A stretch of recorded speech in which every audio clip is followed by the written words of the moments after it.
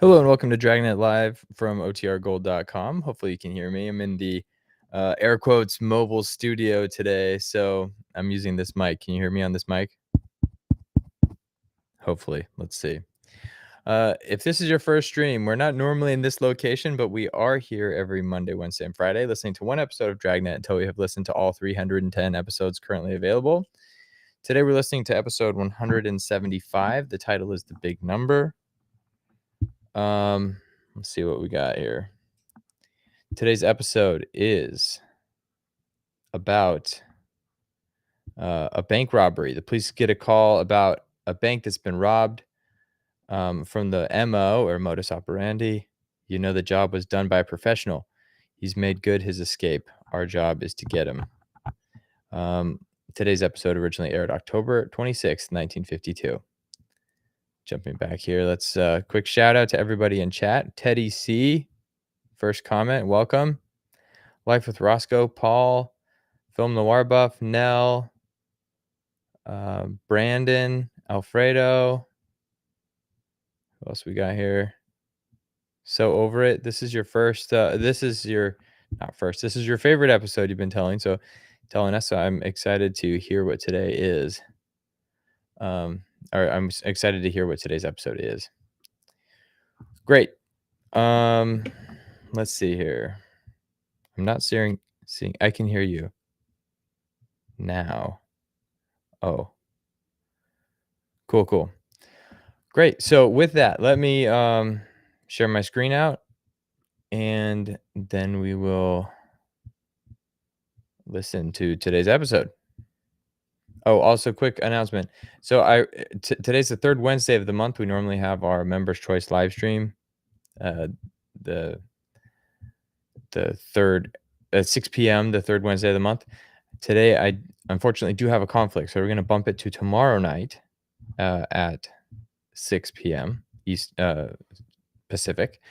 So, and we're going to be listening to an episode of The Great Gildersleeve. So on our Members' Choice live streams, they're open to everybody, but channel members get to choose. And I posted in a members-only post asking for input, and an episode of Gildersleeve has been requested. So that's what we're going to listen to but that'll be tomorrow night, not tonight, as I previously stated. So I'll make a post about that, but just want to tell you all as well. Cool. Now let's get to it.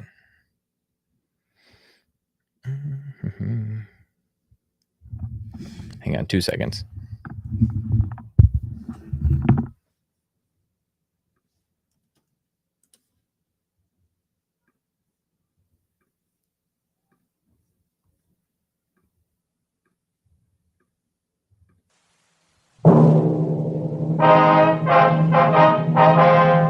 Sound off for Chesterfield. Chesterfield, only cigarette in America to give you premium quality in both regular and king size, brings you Dragnet.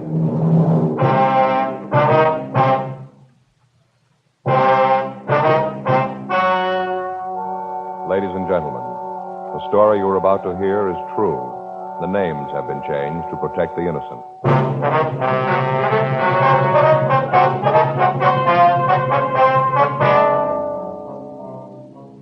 You're a detective sergeant. You're assigned to robbery detail. You get a call that a bank has been robbed. From the MO, you know the job was done by a professional. He's made good his escape. Your job, get him. Here's what leading tobacco publications have had to say about regular and king-size Chesterfield. U.S. Tobacco Journal, Boston, Massachusetts. Chesterfield cigarettes in the new king size is still maintaining large turnovers in this area. Dealers report that sales continue to climb on this size, and it seems that volume on the regular size has climbed to new heights with its new big brother. And Tobacco Leaf reports from Chicago. More calls for Chesterfield king-size cigarettes than for most brands being marketed. The reason for king-size Chesterfield's amazing success is this. All king-size cigarettes give you quantity, but only Chesterfield king-size gives you quantity plus quality, premium quality. That means Chesterfield king-size contains tobaccos of better quality and higher price than any other king-size cigarette. The same fine tobacco as in regular Chesterfield. Enough more of this tobacco to give you more than a fifth longer smoke. So remember, Chesterfield is the only cigarette to give you premium quality in both regular and king size. Buy 'em either way you like 'em. Chesterfield gives you the best possible smoke. Much milder.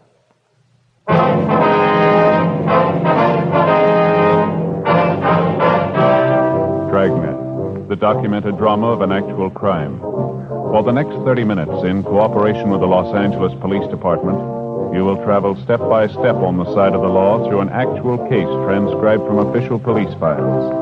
From beginning to end, from crime to punishment, Dragnet is the story of your police force in action.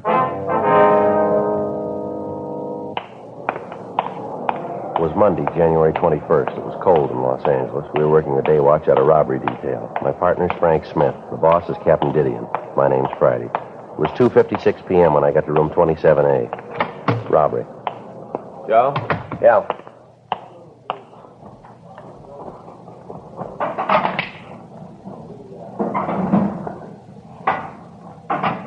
Sure cold out. Yeah, the paper says you'd warm up a little before the end of the week. Well, I hope so. How'd your weekend go? Don't bring it up. What happened? At my house, there's only one thing that could happen. What do you mean? My brother-in-law, Armand. All the time, he just sits around the house, sits there and reads those detective magazines. Doesn't he work? If he's ever held a job, he's kept it a secret. Just moves around between the relatives. This year, it's Faye's turn. He just sits around all day, huh? Yeah. Reads those detective magazines. Always sending for those books that are sent in the plain wrappers. You know, the ones that tell you how you can have a business in your own home. Yeah, I know what you mean. Well, this time he really did it. He sent for one that tells you how to go into the house cleaning business. Yeah. I thought at first it might be a pretty good deal. You know, if it worked out, he could give Faye a hand with the house. Uh-huh. Well, Saturday morning, the book gets to the house with all the formulas and instructions for making the cleaners for the rugs and the upholstery. Yeah. First off, he borrows $5 from me to buy the stuff to mix the formulas. Then he goes to the kitchen and takes all of Faye's good pans to mix up the goop in. It smells terrible. Uh-huh. All those bleaches and soaps. I'm sitting in the front room watching television. All in all, I'm pretty comfortable. Yeah. He comes in, he says the room is filthy and he's going to clean it. Tells me to get out of the room and that he's going to surprise all of us. Yeah. Well, he did. Faye and I took the kid down to the barber's to have her hair cut, did a little shopping for the weekend. You should have seen the house when we got back, Joe. Just miserable. And what had he done? First off, he wasn't there. Left a note on the kitchen table telling us that he was out for a walk. I kind of figured what had happened, so Faye and me walked into the living room. Joe, you wouldn't believe it. Is that so? Faye almost fainted. Pretty awful, huh? Worse than that, room was beautiful. Everything in it was clean as a whistle. All spotless. Curtains, carpet, the upholstery, even the tables had been waxed. Well, what's wrong with that? Sounds to me like a pretty good deal. Faye. Well, what about her? Right away, she starts climbing all over me, reads me off for being so mean to him. Says all about how I should be ashamed of myself, said that I should have thought of the house cleaning gimmick myself. I should have given him a hand in cleaning up the place, and that the next day off, we have to do the whole house. I tell you, Joe, no matter what the guy does, it always ends up making me look bad. Well, you say you've only got this year with him, huh? Yeah. Then he goes to Faye's sister in Piedmont. I'll sure be glad when that time comes. Yeah, I don't blame you. Hot shot, I'll get it. ADT 211, bank robbery in progress. It took us a little over 4 minutes to get to the bank at the corner of Lebanon and Broadway. In that time, the bandit had completed the robbery and made good his escape. A radio car had arrived at the scene, and the officers had gotten a description of the car and of the bandit. They'd called the information into communications, and a broadcast was gotten out to all cars in the vicinity to be on the alert for the holdup man. 2:40 p.m., Frank and I arrived at the bank. Back there, bank guard. Yeah. I couldn't help her. What do you want me to do? Try to stop him and have him shoot that gun off? He'd have killed half the people in here. I'm not saying that you should have actually tried to stop him. All I'm saying is that there is something that you should have done. You just stood there and looked at him. You could see the gun. There must have been something you could do. I beg your pardon, sir. You get away. You're probably in cahoots with the robber. You probably came back to get the rest of the money. Well, Gibson, don't just stand there. Stop these men. We're police officers, sir. You see, Gibson, they're police officers. You have a badge or something? After this, I don't think I'll trust anyone again. Yes, sir. Here's our identification. Oh, yes, Officer Friday. This is my partner, Frank Smith. How do you do? Hi. I suppose you want to ask me a lot of questions. Well, there are some things we'd like to know, sir. You'd like to talk in my office, I guess. It'll be more quiet there. That'll be fine. Would it be all right if Gibson came along? I'd like to have him see how a couple of real detectives work. Yes, sir. I think it'll be all right. Fine. Back this way. Oh, Officer Friday, this is Gibson, the bank guard, and I use the term loosely. This is Mr. Jones. That's Smith, sir. Frank Smith. Oh, yes, Smith. Sorry. Go ahead. Just sit down any place. Yes, sir. Thank you. Now, you listen good, Gibson. Yes, sir. Mr. Allen, you were the victim, were you? I certainly was. It was just 3 o'clock. Gibson was just putting up the chain across the door, to keep people out. Yes, sir. Gibson was out there. I was in here in my office. Go ahead, Gibson. Tell the officers about it. Yes, sir. Well, he parked his car right in front of the bank, and when he pulled up, I thought it was a customer trying to get in before the bank closed. I held the chain for him. That was nice of you. What happened then, Mr. Gibson? As soon as he got to the doorway, I saw the shotgun. He had it kind of under his coat. I tried to stop him, but he had the gun pointed right at me. He said that if I made a move, he'd as soon shoot me as look at me. Mm-hmm. You sure it was a shotgun, are you? Yes, sir, I could tell it was a 12 gauge. It was sawed off. Told me to get over in that little alcove near the entrance to our escrow department. Mm-hmm. I did. Then he told me to hand over my gun. I started to get it out of the holster. I thought that maybe I'd have a chance to surprise him, but he must have known what I was planning. Why do you say that? He told me to face into the corner. Then he took the gun out of the holster. Mm-hmm. Well, I did what he told me. What happened then? He asked me where the manager was. I pointed out his office. Well, to this time, did any of the people in the bank have any idea what was going on? No, sir. The way he acted, he knew what he was doing. Right off, I knew there wasn't anything I could do. Kept thinking about the people in the bank. That shotgun didn't want anyone to get hurt. The only bright thing you did. All right, you want to go on? What happened then? Well, like I said, he asked where the manager's office was. I showed him, and he told me he wanted me to go back there with him. Uh-huh. We walked back there. He put the shotgun under his coat, and by some miracle, nobody saw it. That's where he brought me into the picture. He just walked in, told me it was a stick-up. He had this little leather bag, the kind a doctor uses. Mm-hmm. He opened it up, told me to walk in front of him. Uh-huh. He made me carry the bag. Kept the gun at my back all the time. I could feel it. Made me walk down the row of windows, the ones into the teller's boxes. At each one, he made me stop and ask the tellers for the money. Did he touch anything at all, do you remember? No, he wore gloves all the time. He was real careful, wouldn't touch anything. After I put the money into the bag, he'd tell each one of them that if they made a sound, he'd kill me, then come back and kill them, too. It was terrible. Almost scared me to death. Well, who was it that turned in the alarm here? Walter, the cleanup man, sir. He was in the back of the bank, and he came out of the vice president's office. He saw the robber, and then he sneaked back into the room and called you. The bandit just barely got out of the place when the police car pulled up. We gave the other officers a description of the car and the bandit. Yes, sir. We heard the broadcast. All the cars in the area have been alerted. I wonder if I could have a drink of water, officer. I'm so nervous. I'm still not over it. My stomach's going to be grinding for a month. You're a member of the Federal Reserve here, aren't you? Oh, yes. Mm-hmm. Well, then the Federal Bureau of Investigation will be in on it, too. Yes, sir. Water's right over here. I keep it in the office for my pills. I have ulcers, you know. Yes, sir. Would you like a drink? No, sir. No. Thank you. Well, what happened after the man finished taking the money from the cages? He walked out of the front of the place and got in his car. By that time, I could hear the sirens of the police car coming. He just left. On the way out, he said if we told him anything about him, he'd come back and kill us. Yes, and he looked right at me when he said it.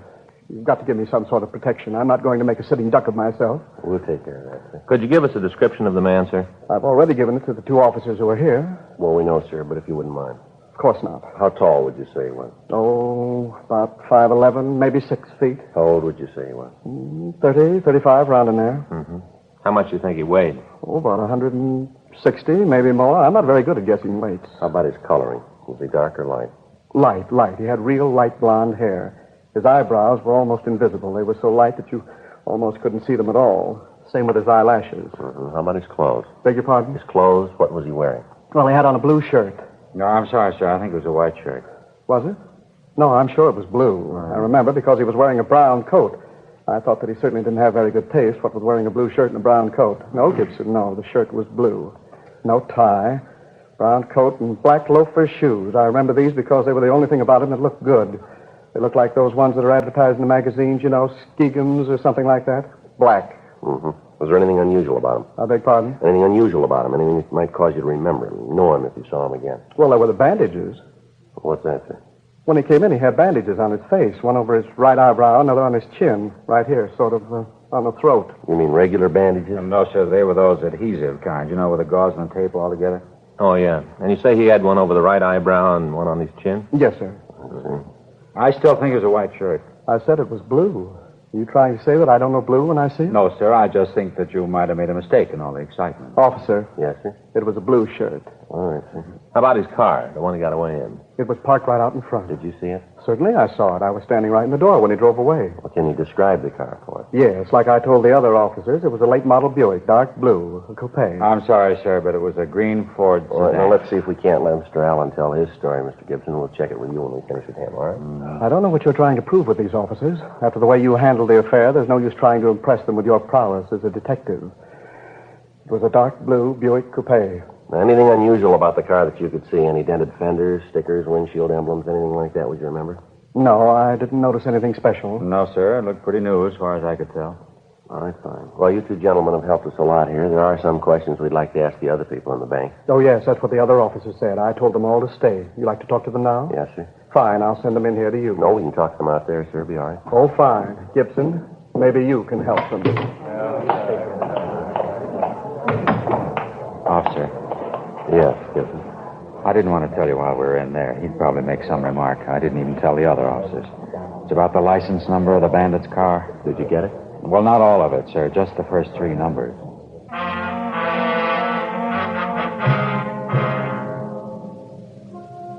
The bank guard went on to explain that in the confusion, he had failed to give the information about the license number to the other officers. We continued to talk to him. He told us that the bandit had tied a cloth over the rear license plate, and that as he drove away from the scene, a corner of the cloth had come loose, and he was able to see the first 3 numbers of the plate.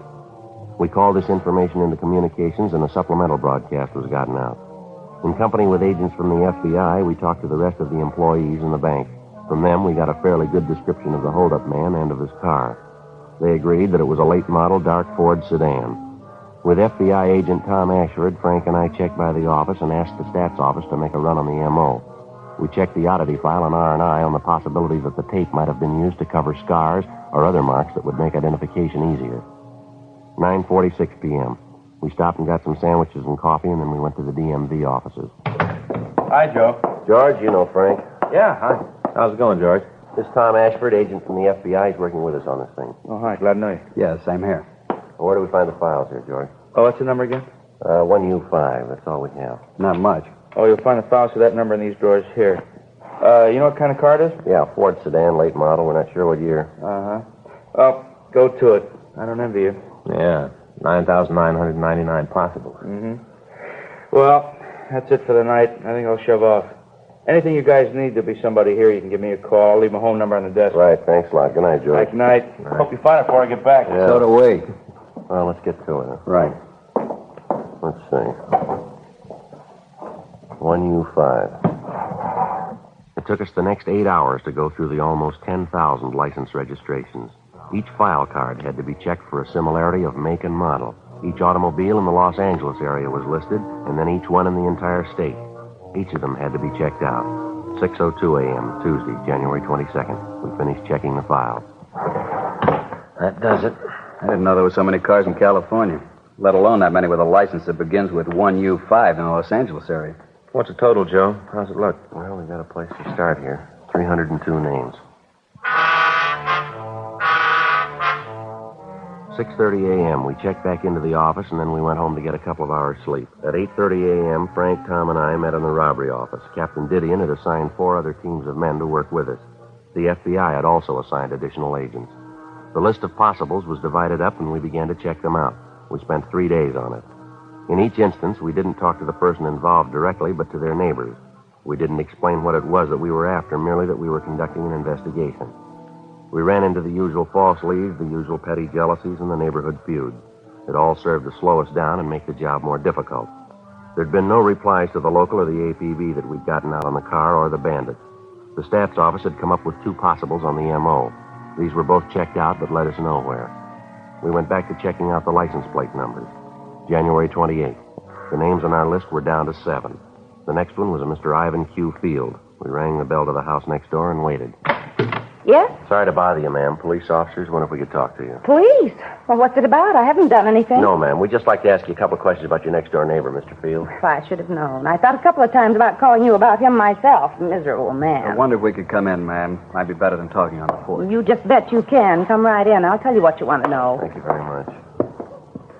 What do you want him for? What's he done? Well, we're just conducting an investigation, ma'am. A few things we'd like to know about Mr. Field. Well, you don't have to play cozy with me. I know what kind of people they are. Can't understand it either.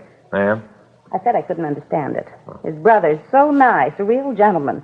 Seems hard to believe that they'd even be related, let alone be brothers. Nothing but trouble since he and his wife moved in. You mean it's not their house? Oh, of course not. Don't think either one of them could afford the rent on a one-room apartment, let alone a house. Would you know if they have a car? No, not them. Like I said, I don't think he's ever worked. Just lives off his brother. His brother has a car. It's real nice. What kind of a car is it, ma'am? Do you know? Yes, it's a Ford. You know what model? Model? Yes, ma'am. Is it a coupe or a sedan? Oh, sedan. Real nice. Sort of a dark green. Only I guess it really isn't dark. Then it isn't light, really. Just green. Pretty, though. Yes, ma'am. Do you know if Mr. Field is in right now? Yes, I think so. I saw him out in the backyard a couple of hours ago, him and his wife. She was prancing around in one of them skimpy little sunsuits. Terrible. No decency at all. I tell you, officer, neither one of them's any good. Do you know what Mr. Field does for a living? Oh, you mean does he work? Yes, ma'am. Oh, no.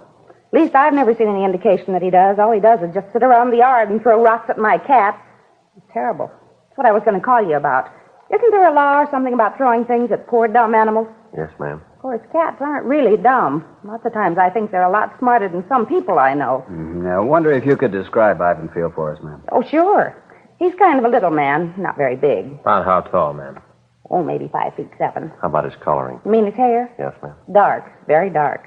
It lets us out. It looks that way. Well, thank you very much, ma'am. Sorry to cause you all this trouble. Oh, no trouble at all. Are you going to arrest him now? No, ma'am. Well, why not? What about the rocks and my cat? Well, I think the SPCA are the people you want to talk to on that. Well, all right. But I tell you right now, Mr. Field isn't going to like it. He likes my cat. He isn't going to like the idea at all when he hears about it. Just wait until he gets home. I'll tell him about his brother's been acting. Oh, just a minute, ma'am. Yes? You mean that the man living next door isn't Ivan Field? No, I didn't say it was. It's his brother, Harry. Brother? What's the matter with you, young man? Don't you hear well? Everything I say, you ask me to repeat. Well, I don't mean to, ma'am. It's just that I want to be sure of what you say. What's going on here? First you ask me a lot of questions about Mr. Field, and then I tell you that he isn't home. He and his wife went back east for the holidays. They haven't come back yet. While he was gone, he said that his brother could use the house. I thought at first it would be nice. Then I found out. Harry is nothing like his brother, nothing at all. Well, I wonder if you could describe him for us. My, you want to know about everybody, don't you? Well, we'd just like a description of Harry Field, ma'am, that's all. Well, he's taller than Ivan.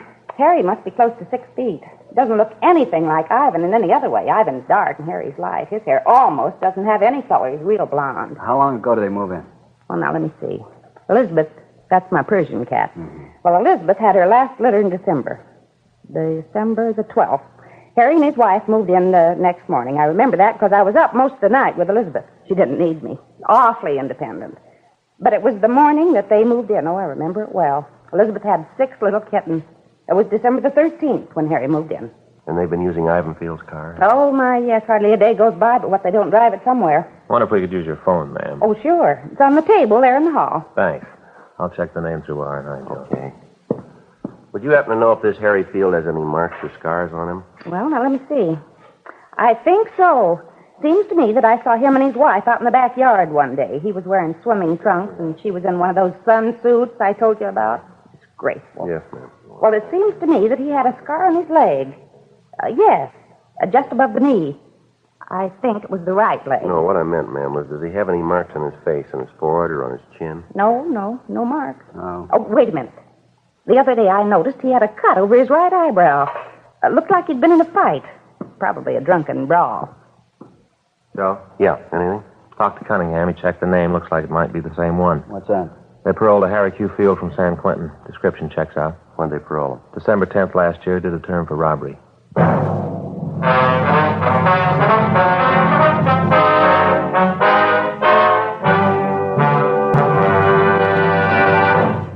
You are listening to Dragnet, the authentic story of your police force in action. Chesterfield was first to name its ingredients.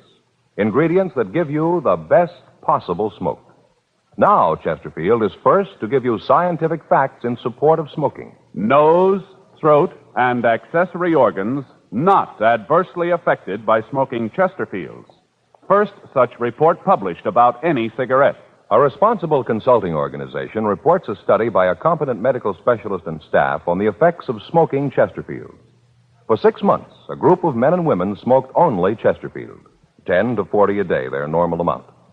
45% of the group have smoked Chesterfields from 1 to 30 years, for an average of 10 years each.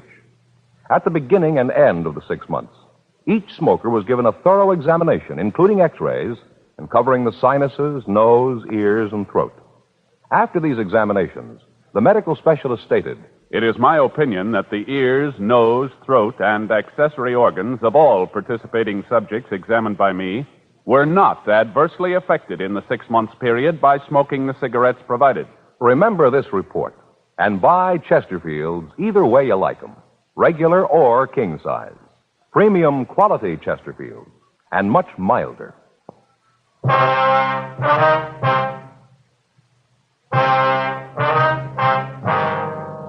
January 28th, 4:30 p.m. We called the office and told them of the latest developments. Tom Ashford called the local FBI office, and arrangements were made to take Harry Field and his wife into custody. A further check on him was made through R&I, and we found that his record listed 4 arrests for armed robbery with only 1 conviction. He spent 4.5 years in San Quentin before he'd gotten his parole. The name of his brother was also checked. He had no previous record. The car in Field's driveway matched the one used by the bandit. 5:12 p.m. The men from robbery arrived, and the plan for taking Field was formulated. The working detective knows that to successfully apprehend an armed and dangerous suspect, he must act quickly and employ the one big advantage on his side, the element of surprise. By moving rapidly before the suspect becomes aware of any attempt to apprehend him, the officer, in many cases, can not only avoid bloodshed, but can often have a better chance of preserving any and all physical evidence necessary to prosecute the suspect. 5:36 p.m. We were ready to move in. All set, Joe. The men are around back. Good. No indication he knows what's up. The lights are still on. Let's hope it stays that way. Officer? Mr. Friday? The Jenkins woman. Yeah.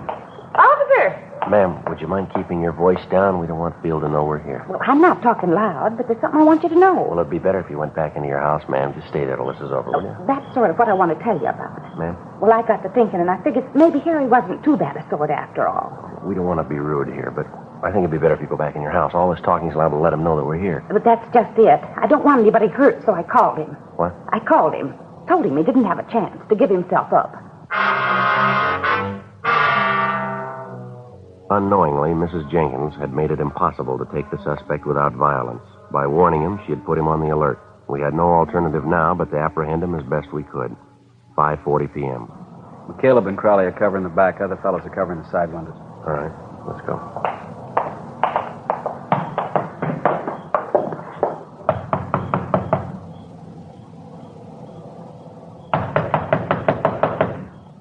What do you want? Open up. Come on, Field. We want to talk to you. Yeah, I'll be there in a minute. Take it easy. Open up, Field. Police officers. All right, I'll be there in a minute.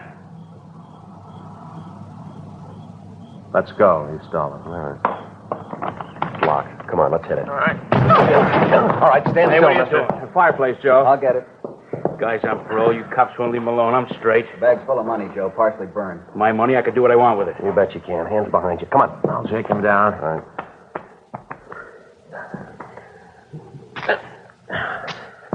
He's clean, Joe. You got him, huh? Yeah, we got part of the loot, too. He's trying to burn it. Crowley and I'll shake the rest of the house. Right, Mac. All right, how about it, Field? We got the money, people who can identify you. Car parked in the driveway, it fits the description. You've been through this before. You got out of queue on December 10th. You pulled this job on January 21st. Is that right? Like I said, I fell once. I did my time. Joe? Yeah, Mac. Found his wife hiding in the back bedroom. Found a sawed-off shotgun. All right, let's get him out of here. Say, Frank, Yeah? message came in for you before I left the office. Forgot about it. Say who it was from? No, I didn't leave a name. Here's a number. Why don't you phone right away? I'll call it now. We can take Field in. Good, Mac. Thanks. We'll be right behind you. We want to talk to his wife anyway. Okay, Field, let's go. All right, come on, Frank. Come on. Hollywood 24709. I don't know anybody with that number. Well, a simple way to find out is to call him, isn't it? It's kind of late. Well, go ahead and call him anyway. Yeah, here's a phone. I'll check with you later, Joe. Frank. Right, Tom. We'll check it. Bye, Tom. Come on, let's go. I want to use the phone. Oh, yeah. Go ahead. You got a dime?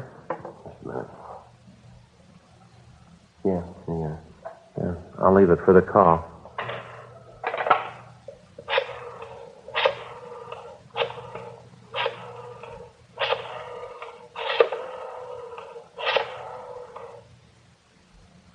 Wonder who it is. Hello. What place is this? Oh. Well, this is Frank Smith. Were you looking for me? Yeah. Yeah, he does. Oh. Yeah, that's the right address. Yeah. I should have known. Well, what's that? Call from the Murphy House Cleaning Company. What would they want? My brother-in-law. Called him in to clean up our house. Yeah, what about it? Now they want to know where to send the bill.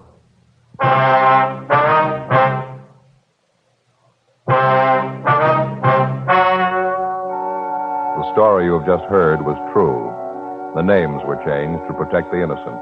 On February 19th, trial was held in federal court, City of Los Angeles, State of California. In a moment, the results of that trial. Now, here is our star, Jack Webb. Thank you, George Fenneman.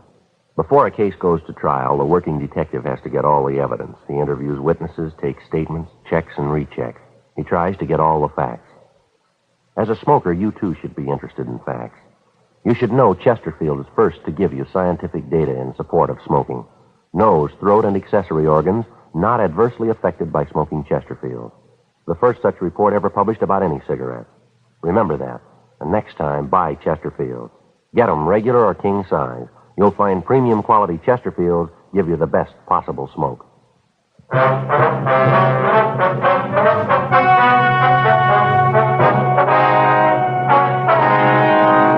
Harry Q. Field was tried and convicted of violation of the federal bank robbery statute. He received a sentence of 20 years in a federal penitentiary, McNeil Island, Washington.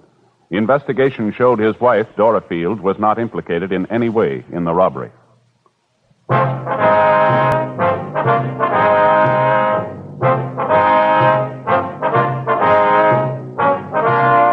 You have just heard Dragnet, a series of authentic cases from official files. Technical advice comes from the Office of Chief of Police W.H. Parker, Los Angeles Police Department. Technical advisors, Captain Jack Donahoe, Sergeant Marty Wynn, Sergeant Vance Frazier. Heard tonight were Ben Alexander, Whit Connor, Jack Crucian. Script by John Robinson. Music by Walter Schumann. Hal Gibney speaking. Sound off for Chesterfield. Either way you like 'em, regular or king size, Chesterfield gives you the best possible smoke. Much milder Chesterfield.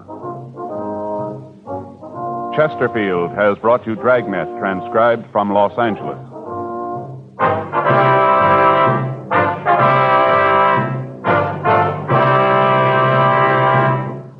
Tonight, it's Barry Craig, confidential investigator on NBC.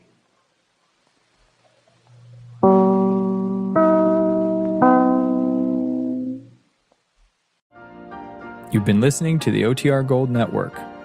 Find more classic radio at otrgold.com.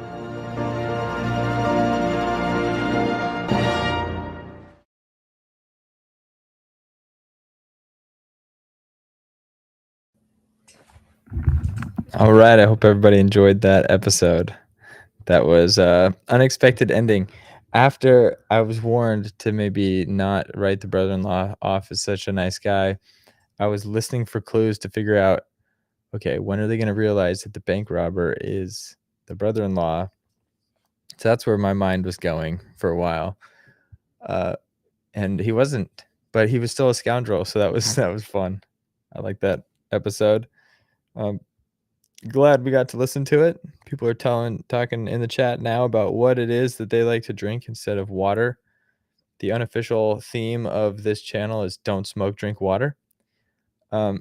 Whenever we hear cigarette ads in these old time radio shows, we drink water instead. Keeps us healthy and hydrated. But yeah, you could take that and revise it a little bit. Drink some Polar Seltzer or some zero sugar water, 0 calorie water, Wheelers. That's funny. Oh, so everybody that's not tuning in on the Old Time Radio Gold channel, if you're tuning in from the archive channel, if you click the link in the description, you can see there's a link to this video on OTR Gold, which would let you participate in the chat. And there's another one that links to the whole playlist that I keep up to date. So as I create new placeholders for new streams, it goes into the Dragnet 24/7 play, or Dragnet 24, the Dragnet live playlist. So that's there in the description. And then last thing I'll just say again at the end, I already said this at the beginning, but our Members Choice live stream, which is normally held the third Wednesday of the month at 6 p.m., is going to be bumped to tomorrow because I have a conflict. So I'll put a placeholder up soon. I'll leave a comment in the community chat, in the community tab for people to see. But tune in tomorrow night at 6 p.m. if you want to listen to an episode of The Great Gildersleeve, which was a choice from Life with Roscoe. And then Addie came in with a big thumbs up saying, yeah, let's do that. And I think Alfredo did as well. We got some people in the chat that all said, yeah, let's do Gildersleeve. So that's what we're going to do. Cool. So until then, have a good one. Thanks for tuning in. Thanks for making this channel what it is. Thanks for being part of this community. It's fun spending time with each and every one of you. Thank you for being here, and hope to see you on the next one. Bye.